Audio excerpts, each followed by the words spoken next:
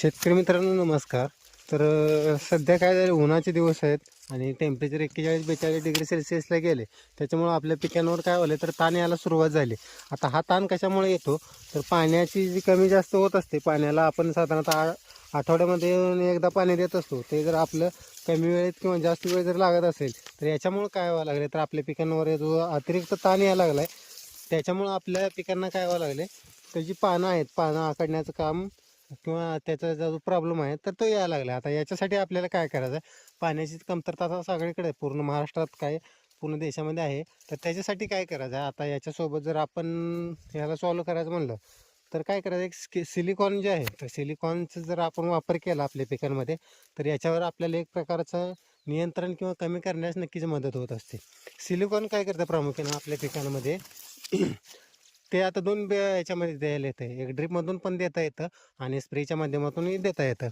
आता याच्यासाठी काय करायचं, आता ड्रीपमधून दिल्यानंतर काय करतं किंवा रासायनिक खताच्या माध्यमातून जर दिलं, आता दोन्हीचं प्रमाण वेगवेगळं आहे. ड्रीपमधून देत असताना 500 म्हणजे अर्धा लिटर ते 1 लिटर आपण प्रति एकरासाठी देऊ शकतो आणि जे 30 ते 40 किलो आहे तर ते रासायनिक खताच्या माध्यमातून आपण काय करत असतो तर ते ऊसामध्ये देत असतो.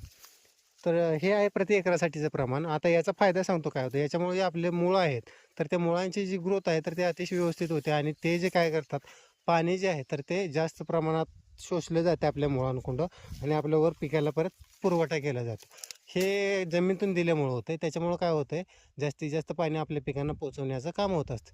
दुसरी गोष्ट, आता ज्यावेळेस आपण स्प्रे करत असतो, स्प्रे करत असताना साधारणतः 1.5 ml ते 2 ml प्रति लिटरसाठीचा पाण्यामध्ये घ्यायचं आणि ते मिसळून आपल्या पिकांना अगदी व्यवस्थितरित्या फवारून घ्यायचं. त्याच्यामुळं काय होतं, आपली पिकांमध्ये जी ते कमजोरी आलेली आहे किंवा ताठरता नसणं, ही त्याच्यामुळं काय होतं, सिलिकॉनच्या स्प्रेमुळं त्याच्या आपल्या पिकांमध्ये ही जी पानं असतील हिची पिशी झालेली आहे तर याच्यामध्ये ताठरता येते.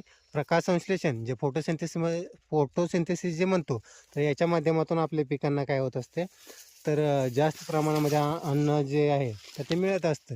आणि दुसरी गोष्ट, बाष्पीभवन कमी होण्यास मदत करत असते, कारण सिलिकॉनचा स्प्रे घेतल्यानंतर आपल्या पिकांवर एक प्रकारचं कोटिंग तयार होत असते.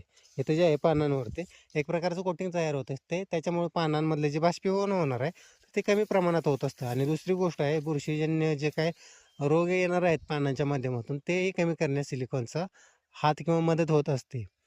तर हा आहे सिलिकॉनचा फायदा, जेणेकरून काय होतं, आपल्या पिकांमध्ये अतिरिक्त जो ताण यायला सुरुवात झाली तर तो ताण कमी करण्याचं काम आपलं सिलिकॉन करत असते. ही होती सिलिकॉनबद्दलची माहिती. जर कोण आपला मित्र असेल तर त्याच्यापर्यंत पोचवा आणि आपली जी माहिती आहे तर ती आवडत असेल तर लाईक, फॉलो आणि शेअर करायला विसरू नका. धन्यवाद.